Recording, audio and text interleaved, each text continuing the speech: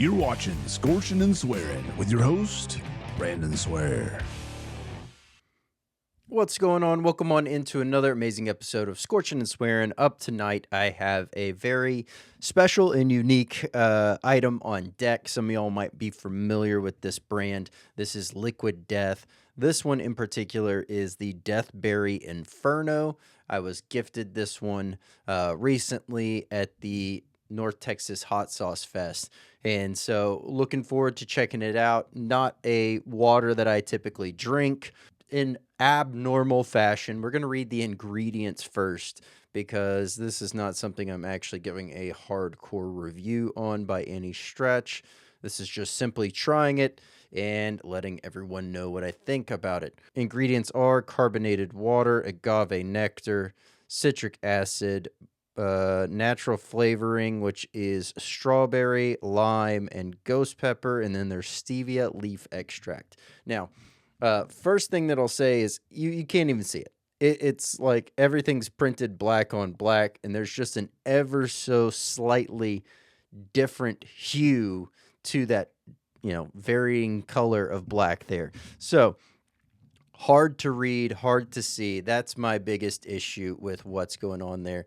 And then, of course, that up top is a parental warning sign that says extremely spicy under it. So that initially did catch my eye, as well as obviously saying this is a limited edition can. So with that being said, let's go ahead and check this one out.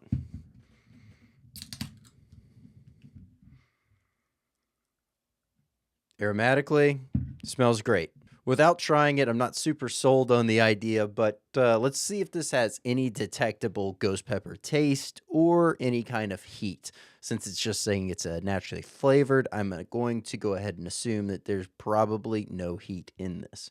But cheers.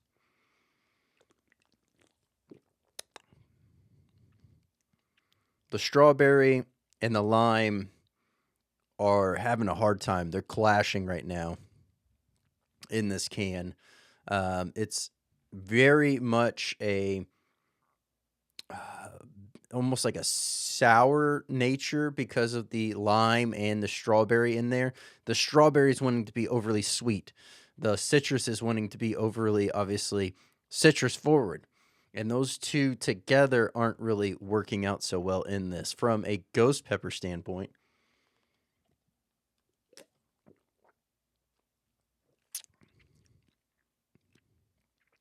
not really picking it up. Honestly, it's all in all much more of a very funky strawberry. If I had to put this in a very short description of what I think of this, not my favorite, and definitely has an interesting, fake, funky strawberry taste. Now, have I tried any other Liquid Death products? No, so I don't know what to expect from a flavor standpoint, but trying to gauge it off of other flavored waters that I have had, I would say that the flavor aspect on this one in particular, not as well executed as, say, some others. And I mean, the amount of which that you're tasting any, if any, ghost pepper is very minimal.